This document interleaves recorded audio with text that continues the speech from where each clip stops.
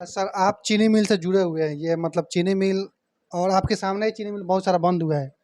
तो इस पे आप मतलब बिहार सरकार के लिए क्या कहेंगे? और हमारा बिहार अभी भी मतलब हम बिहार के हैं, तो बिहार हमारे दिल में बसता है, आपके भी दिल में बसता होगा, बहुत सारे सारे बिहारियों के दिल में बसता है। मगर थोड़ा सा दुख होता है कि हम लोग सबसे पिछड़े क्यों हैं। मतलब भारत में बहुत सारा स्टेट है जो कि बहुत आगे चला गया है। हम लोग आगे बढ़ने का कोशिश हमारे नेता लोग क्यों नहीं कर रहे हैं? हर व्यक्ति को ये समझना चाहिए कि I am a proud Bihari. मैं गर्व करता हूँ कि मैं एक बिहारी हूँ। ये चीज़ जिस दिन आप समाज को बताने लगेंगे तो उस दिन आपको ऑटोमेटिकली अपने आप में आ जाएगा कि हमको हमारे बिहार के लिए कुछ करना है। किसी पार्टी की बात नहीं कर रहा हूँ, मगर मैं जो देखा हूँ शायद आप सभी देखे होंगे। जैसे नरेंद्र मोदी जी अभी प्रधानमंत्री हैं, वो जब गुजरात के सीएम थे तो बड़े बड़े कंपनियों के पास जाते थे, अपने स्टेट में कंपनी बैठाने के लिए बात करते थे और वो दिखता भी था। वैसे ही यूपी के सीएम योगी जी हैं, वो भी बड़े बड़े कंपनियों के पास जाते हैं, बात करते हैं और लाते भी हैं यूपी में। तो हमारे स्टेट के जो सीएम हैं और जो सीएम रह चुके हैं, वो लोग ये सब काम क्यों नहीं करते? नमस्कार, स्वागत है आप सभी का न्यूज़ सच तक पे। आज मैं आया हूँ मसरक के चढ़ियाड़ा गांव में और ये मेरे सामने बैठे हैं संजय कुमार सिंह। ये सामाजिक काम में मतलब सबसे आगे रहते हैं। ये छपरा में मैं इनका मतलब बहुत सारा ऐसे वीडियो और ये मतलब सोशल वर्क देखा हूँ जिसमें ये गरीबों का हेल्प करते हैं। और अगर कोई बिहार में अच्छा काम करता है, इनके आसपास में कोई अच्छा काम करता है, तो उसके लिए ये उसको जाके प्रोत्साहन राशि भी देते हैं और उसे आगे बढ़ाने के लिए उसको प्रोत्साहित भी करते हैं। और ये चुनाव भी लड़ चुके हैं, जैसे मतलब विधायक का चुनाव और एमएलसी का चुनाव भी लड़ चुके हैं। तो इसी विषय में इनसे आज बात करने के लिए हम लोग आए हैं इनके गांव में। तो सर स्वागत है आपका हमारे चैनल पे। नमस्कार, जय बिहार। देखिए, मेरा मकसद, सबसे बड़ा मकसद ये है कि बिहार में रोजगार आए। बिहार जिस तरह से पिछड़ेपन का जो दर्जा हम लोगों को मिल गया है, इससे बाहर पड़ना है तो एकमात्र उपाय है इंडस्ट्रियलाइजेशन, उद्यमिता। जब तक उद्योग धंधे आएंगे नहीं बिहार में, तब तक बिहार के बच्चों को या बिहार के युवा को या बिहार के नौजवान को अपना रोजगार नहीं मिलेगा। तो मेरा प्रयास हमेशा यही रहेगा कि बिहार को एक इंडस्ट्रियल हब बनाया जाए, बिहार में इंडस्ट्रीज लेके आया जाए। बीते 3 साल से मैं इस चीज़ पे सरकार से या जो भी शासन प्रशासन है सभी से इस मुद्दे पे ही बात करते रहता हूँ। और रही मेरा चुनाव लड़ने की, जिस तरह से आप बोल रहे हैं, तो मैं विधानसभा चुनाव के समय में आया था बिहार में। इसके पहले मैं बचपन पूरा एजुकेशन वगैरह सब बिहार से बाहर ही हुआ। आप भी जानते हैं आज बिहार का परिस्थिति ऐसा है, किसी परिवार में 5 व्यक्ति है तो 3 व्यक्ति को घर छोड़ के पलायन का शिकार होना पड़ता है। तो इस सिलसिले में मैं ये भी कह सकता हूँ कि मेरा पापा भी, मेरे पिताजी जो थे, वो भी पलायन का शिकार थे। तो मैं भी बिहार से बाहर ही रहा, मेरा एजुकेशन वगैरह या मेरा बिजनेस वगैरह सब बाहर ही रहा है। तो विधानसभा का जब चुनाव आया तब से एक संकल्प लिया हूँ कि बिहार में बदलाव लाना है। तो हम लोगों को, जो लोग अपना एजुकेशन अच्छा से कंप्लीट किए हैं, ऐसे सभी लोगों को मिलजुल करके एक होके एक प्लेटफॉर्म पर आकर बिहार में बदलाव लाने का कोशिश करना चाहिए। सर आप चीनी मिल से जुड़े हुए हैं, ये मतलब चीनी मिल और आपके सामने ही चीनी मिल बहुत सारा बंद हुआ है। तो इस पे आप मतलब बिहार सरकार के लिए क्या कहेंगे? और उनको आप मतलब एक्टिव उनको जगाए हैं कि नहीं अपने स्तर से? देखिए, सबसे बड़ा बात ये होता है कि आपको अगर इच्छा है, आपका इच्छा शक्ति है, तो कोई भी चीज़ नामुमकिन नहीं होता है। अगर इच्छा शक्ति है तो कोई भी चीज़ मुमकिन होता है। आज तक जितने सरकारें आई है या कोई भी नेता आया है, मिल बंद होने में उन लोगों का योगदान रहा है, बट किसी ने भी कोशिश भी नहीं किया कि मिल चालू हो या यहाँ पे इंडस्ट्रीज लगे। उसके लिए एक ब्लूप्रिंट है। उसके लिए जिस दिन पक्ष विपक्ष सब साथ में बैठ के काम करना नहीं चालू करेंगे, तब तक बिहार में कोई भी चीज़ होना थोड़ा सा संभव नहीं है। ये कल्चर को बदलना पड़ेगा। एक आदमी एक पार्टी से चुनाव लड़ता है तो दूसरा को दुश्मन ही मान लेता है, और इस वजह से ज़्यादा पूरे 29 राज्य में एक अपना बिहार ऐसा है कि बीत 10-15 साल में सदन बहुत कम चलता है। जब सदन चलने लगेगा तब जा कर के कोई निर्णय लिया जा सकता है या कोई डिसीजन पे आएगा या किसी काम को आगे बढ़ाया जा सकता है। हमेशा आज फिलहाल में ही देख लीजिए, कभी जाति जनगणना तो कभी शराबबंदी, जो चीज़ों को सोसाइटी को ज़रूरत नहीं है उस मुद्दे पे लाके आम जनता को खड़ा कर दिया जाता है। आज शराबबंदी का मैटर में ही पुलिस, आपका शासन प्रशासन उसी में व्यस्त हो गया है। दूसरे तरफ गवर्नमेंट का फोकस इस पे नहीं जाता है, सरकार का फोकस कि आज एटीएम काट दिए जाते हैं, चोरी हो जाता है, डकैती हो जाता है। उस चीज़ को कंट्रोल करना है, शासन प्रशासन को लॉ एंड ऑर्डर मेंटेन करना है। तो वो चीज़ से भटक करके शराब कौन बेच रहा है, बालू कौन लोड होके ट्रक ज़्यादा जा रहा है, उसको रोकने में ज़्यादा अपना शासन प्रशासन व्यस्त हो गया है। तो आप इंडस्ट्री के बारे में कैसे बात करेगा? और आपका रिपोर्ट्स निकाल के देखेंगे या हलफनामा जितने आपका चुने कर आए हुए हैं या नॉमिनेशन किया हुआ जितना भी जनप्रतिनिधि रहा है, भले से मुखिया का हो या सरपंच का हो, विधायक का हो, सांसद का हो, जितना क्राइम रेट वाले रहते हैं वो अपने बिहार से ही ज़्यादा नॉमिनेशन करते हैं, या पार्टियां भी उसी तरह का लोगों को लेकर आकर के चुनाव के मैदान में उतार देते हैं। आज पूरा 29 राज्य में अपना बिहार का रिकॉर्ड है कि maximum number of crime reports, जितना क्राइम केसेस जो है वैसा लोग ही चुन करके सदन में पहुंच रहा है। बहुत बार शर्म की बात हो जाती है कि अपना सदन में ही लड़ने लग जाते हैं। तो ये सब चीज़ों से जब तक आप बाहर नहीं पड़िएगा, सदन ठीक से चलेगा नहीं। तो अब सदन चलने के लिए एक अच्छे, मतलब जो लोग बिहार को बदलना चाहते हैं, या जो एजुकेटेड है, या जो लोग सिस्टम को समझते हैं, या जो लोग के पास एक्सपीरियंस है, ऐसे लोगों को अगर जनता अपना 500 रुपया के लिए और मीट खाने के लिए, दारू पीने के लिए, ये सब सोच से बाहर पढ़ करके जब तक वोट नहीं करेगा जनता, तब तक यहाँ पे संभावनाएं कम हो जाती हैं। बट अब अच्छा लगने लगा है, मेरा भी प्रयास रहा है और कुछ अच्छे अच्छे लोग भी समाज में आ रहे हैं। जागरूकता मेन चीज़ है। यहाँ का पब्लिक हो या जनता हो, इस तरह से मानसिकता बन गई है कि वो लोग फ्यूचर के बारे में सोच ही नहीं रहे हैं। कुछ दिनों से, अब कहिए तो 1.5 साल 2 साल से, एक नेक्स्ट जनरेशन जो कहते हैं अगला पीढ़ी राजनीति में धीरे धीरे आने लग गया है। जैसे चिराग पासवान जी हो गए, जैसे तेजस्वी यादव जी हो गए, जैसे रितु जायसवाल जी हो गए, अपना ही जिला का अभी जितेंद्र राय जी हो गए। तो एक नया फ्लो आ रहा है, तो इस फ्लो में थोड़ा सा बिहार में बदलाव चालू हुआ है। तो अच्छा लगता है कि नया युवा नेता आए, भले से कोई भी पार्टी से आने दीजिए, हमको कोई दिक्कत नहीं है। हम एकमात्र एक ऐसा सोच रखने वाले हैं, पिछला बार जब विधानसभा चुनाव हुआ था तो 17 लोग चुनाव लड़ा था, प्राय प्राय मैं सभी लोग से मिला। एक कल्चर को हम लोग को बदलना पड़ेगा कि ई जीत गल बारे तो ई हमारा अपोजिशन के हम है। ई कल्चर से हम लोग को बाहर पड़ना पड़ेगा। जो भी जीतेगा उसको बधाई देना पड़ेगा, जो लोग हार गया है या जो लोग नहीं जीत पाया है। जैसे जैसे नेता लोग भी होते हैं ना कि ये मेरे को वोट दिया है वो नहीं दिया है, उनको भी अपना सोच बदलना पड़ेगा ना। जो जीत गए तो सारे आपके हैं, है कि नहीं? एकदम वही मैं बात पे आ रहा हूँ कि पहले आपका नेता जिस दिन सुधरेगा, उस दिन ऑटोमेटिक जनता को भी समझ में आएगा, अरे हम लोग तो सोचते थे कि ये दो लोग लड़ाई कर रहे हैं। और बाकी जगहों पे आप लोग देख लीजिए, जब तक कोई बात आती है विचारधारा की, तो वो लोग के बीच में विचारधारा का फर्क रहता है, बट मनमुटाव नहीं रहता है, या बोलिए कि वो लोग एक दूसरे से अलग नहीं रहते हैं।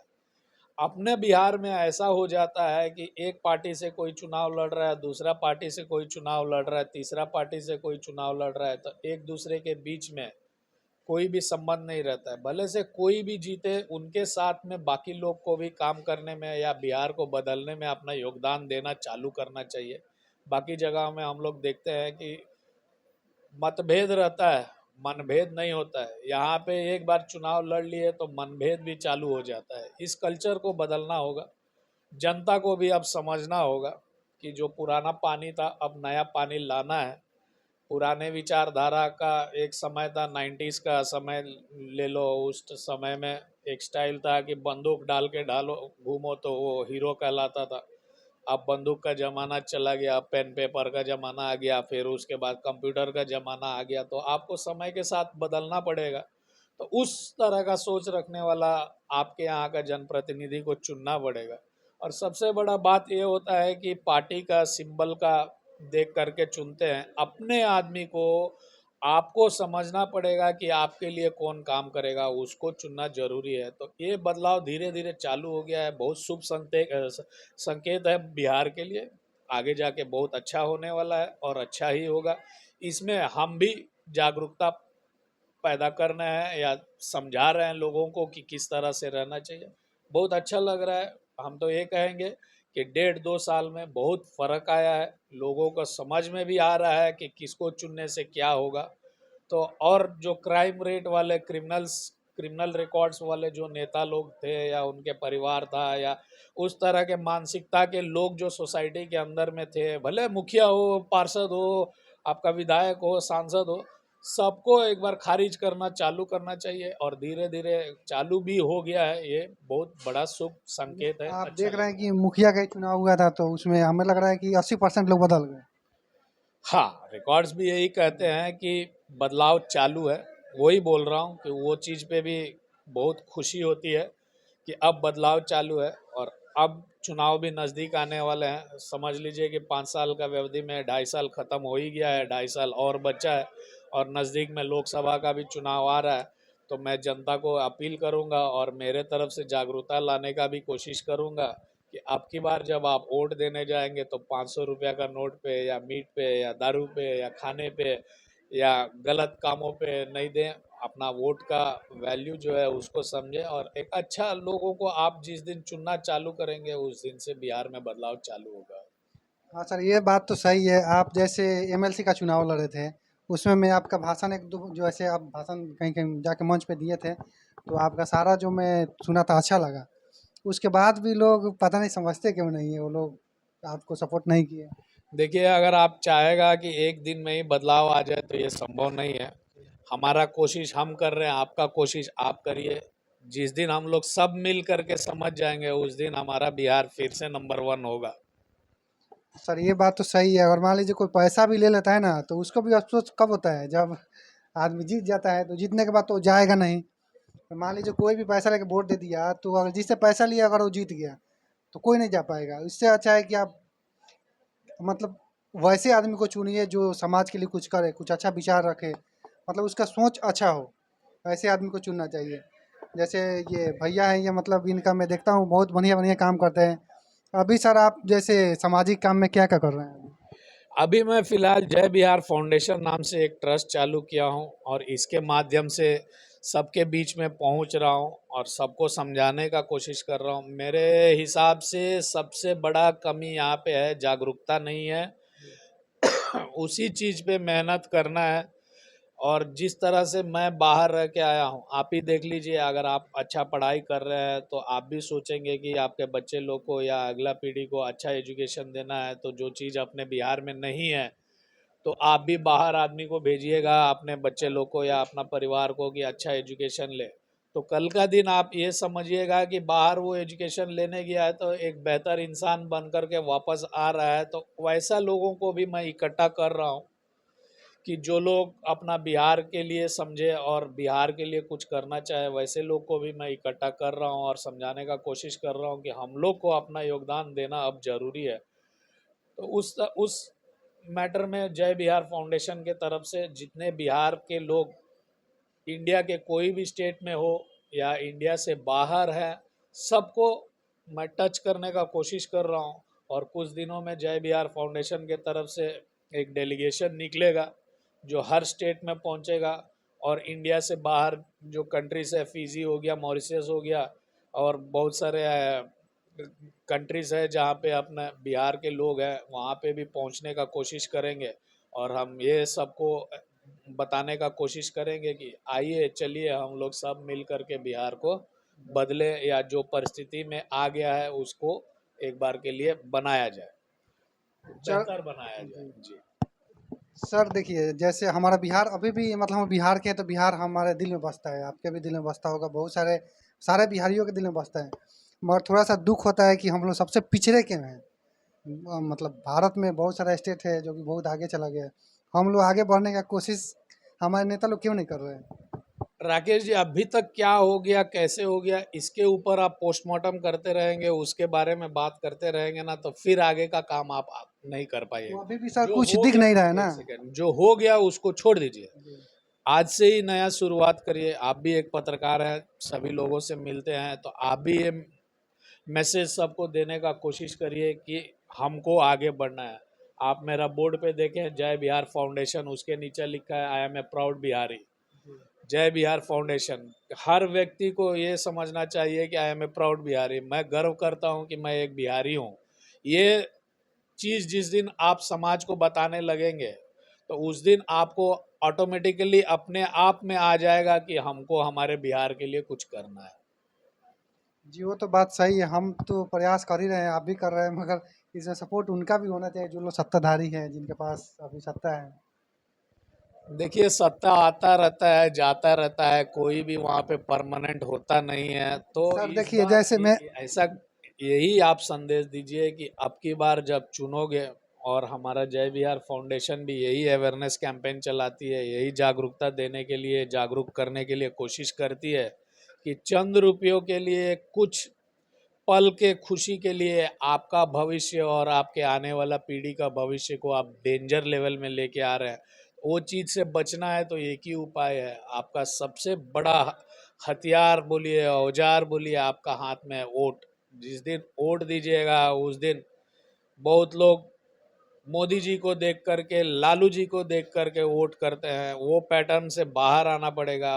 आपके यहाँ जो व्यक्ति खड़ा है, वो व्यक्ति क्या है, क्योंकि आपके नज़दीक वाले आके आपके लिए काम करने वाले हैं। मोदी जी आके आपके लिए काम नहीं करने वाले हैं। आप अगर सही व्यक्ति को चुनते हैं और यह व्यक्ति सही चीज़ ले जाके मोदी जी को बोलते हैं, तब मोदी जी कोई काम आपके एरिया के लिए या आपके शहर के लिए या आपका बिहार के लिए करेंगे।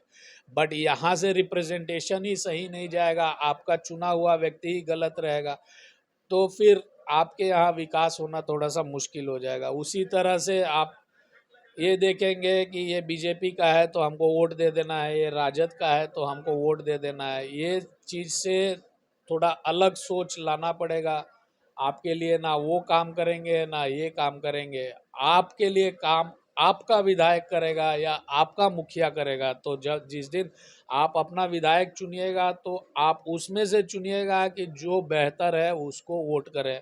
ये नहीं कि वो पार्टी का सिंबल लियाल बा तो ओकरे के वोट दे दिया, ई सिंबल लियाल बा तो एकरे के वोट दे दिया, ये हमारा जात के नेता हमें तो एकरा के वोट दे दिया, ये हमारा जात के हमें तो हम एकरा के वोट दे दी। ये सब चीज़ों से जिस दिन बाहर पड़ेंगे, और जब 5 लोग या 10 लोग जो भी चुनाव लड़ रहा है उसमें से आप सेलेक्ट करते हैं कि पार्टी का नाम सिंबल बगल रखिए, व्यक्ति विशेष को जानिए, क्योंकि जो व्यक्ति चुनाव लड़ रहा है वो व्यक्ति आपके यहाँ का है।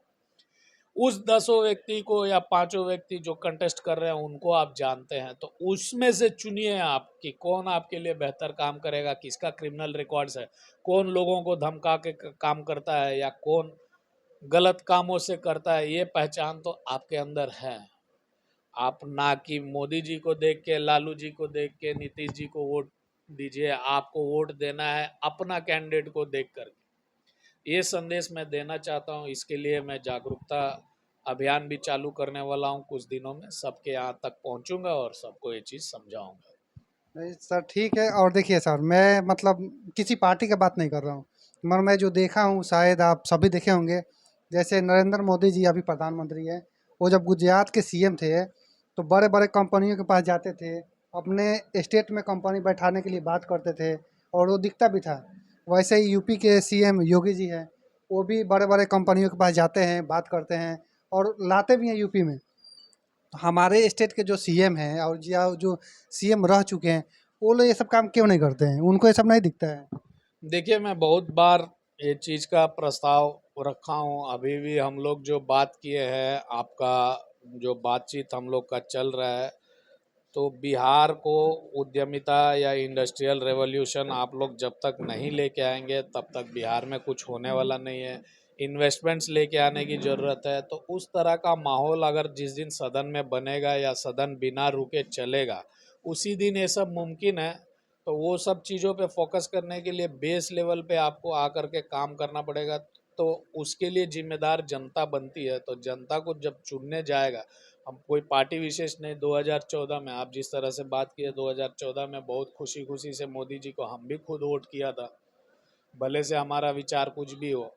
बट उसके बाद देखने को मिला कि कुछ भी होता है तो गुजरात के लिए करते हैं, बिहार के लिए कुछ नहीं करते हैं। तो इसमें भी मैं मोदी जी का गलती नहीं कहूँगा। अपने यहाँ से रिप्रेजेंटेशन जो जाता है, वो रिप्रेजेंटेशन अगर सही रहेगा तो एक प्रधानमंत्री होने के नाते अपने बिहार के लिए भी काम करेंगे। अभी हाल फिलहाल में ही देखिए, मोटेरा स्टेडियम होते हुए भी दूसरा दुनिया का सबसे बड़ा स्टेडियम बनाने का बात हुआ, तो नरेंद्र मोदी स्टेडियम बना अहमदाबाद में।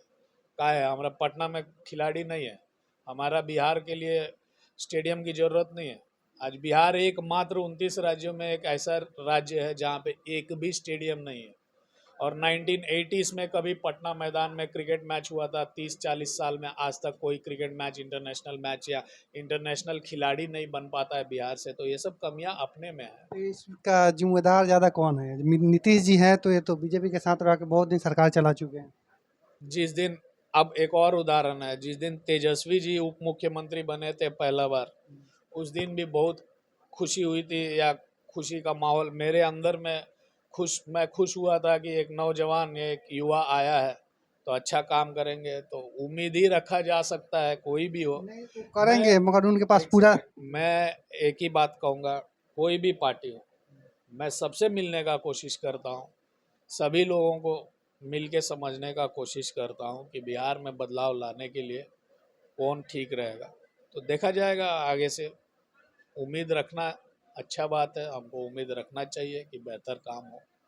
तेजस्वी जी करेंगे। वो बोल रहे हैं कि अभी पूरा मतलब सत्ता मेरे हाथ में थोड़े है, वो तो एक उनके साथ जुड़े हुए हैं, तो जैसा बोलेंगे वैसा वो करेंगे। तो आगे देखिए क्या हो रहा है। मगर उन लोगों को प्रयास तो करना चाहिए ना सर, जैसे अभी जातीय जनगणना कर रहे हैं और इसका प्रचार भी कर रहे हैं कि मैं जातीय जनगणना कर रहा हूँ, और यही प्रचार वो करते कि मैं यहाँ पे टाटा कंपनी से बात किया हूँ, रिलायंस से बात किया हूँ, यहाँ कोई बड़ा मतलब कंपनी बैठाने जा रहा हूँ। इसका प्रचार होना चाहिए ना, कि जातीय जनगणना का प्रचार करने से और इससे क्या फ़ायदा होने वाला है, एक बार आप बताइए। इस मुद्दे पे मैं पहले भी बहुत बार बहुत लोगों के पास, या बहुत पत्रकार भाइयों के पास, या मेरे सोशल मीडिया के जो भी है, या मेरे आसपास में लोग हैं, उनसे भी मैं ये चीज़ों पे बात किया हूँ। बिहार एकमात्र राज्य है, आप कोई गांव टोला में जाइएगा तो वहाँ पे बोर्ड लगा हुआ है कि राजपूत टोला, सहनी टोला, दुसाध टोला, वो क्या बोलते हैं, कुशवाहा टोला, ऐसा बोर्ड आपको गली मोहल्ले में दिख जाएंगे, जो कि बाकी 28 राज्य में कहीं नहीं दिखेगा। तो पॉलिटिकली यही हो रहा है कि वो लोगों को आपको जात में, धर्म में बांट देना है, उसके बाद में आपका एडवांटेज लेना है। तो ये सब चीज़ें बंद होना चाहिए। खैर, जो चीज़ मैं चाह रहा था वो चीज़ हुआ, हमको भी बहुत खुशी हुई कि जाति जनगणना को सुप्रीम कोर्ट के द्वारा रोक दिया गया। जी, नहीं, इससे कुछ फ़ायदा तो होना चाहिए ना, कुछ फ़ायदा दिख नहीं रहा है और इस पे बवाल पूरा मचा हुआ है। वही बोल, पहला ही जब आपने इंटरव्यू चालू किया तब भी मैं बताया था आपको, जात के नाम पे और दूसरा शराबबंदी का नाम पे, बिहार वही दोनों टॉपिक पे शासन प्रशासन, मंत्री संतरी सब लग गए हैं। जब ये सब चीज़ों पे आप भटक गए हैं तो युवा के लिए एक ही काम बचता है, इंडस्ट्रीज नहीं आएंगे। जिस दिन बाहर का इन्वेस्टर्स देखेंगे कि ये लोग तो जाति गणना में ही व्यस्त है, शराबबंदी में ही मुख्यमंत्री टीचर्स को भी लगा रहे हैं, तो ये सब चीज़ें बाहर का लोग, देखिए आप क्या कर रहे हैं सब लोग देखता है। तो जब बाहर के लोग आपको देख रहे हैं कि आप जाति जनगणना पर और शराबबंदी पर ही व्यस्त है, तो दूसरा मैटर ऑब्वियस है कि वो लोग भी नहीं बात करेंगे। ये सब चीज़ों से बाहर पड़ने के बाद कुछ दिन सदन चले, सदन में अच्छी बातें होने लगे, तब जा कर के बाकी इन्वेस्टर्स से बात करना, ये सब काम आगे होगा। तो दोस्तों, आप लोग देख रहे थे, ये संजय कुमार सिंह है और ये मतलब सामाजिक काम हमेशा करते रहते हैं, और इन्हीं का मैं एक छोटा सा बाइट लिया हूँ जो कि आप लोग इनका बात सुने और इनका विचार सुने। तो ऐसे ही वीडियो देखने के लिए हमारे चैनल पे आप लोग बने रहें। Thank you.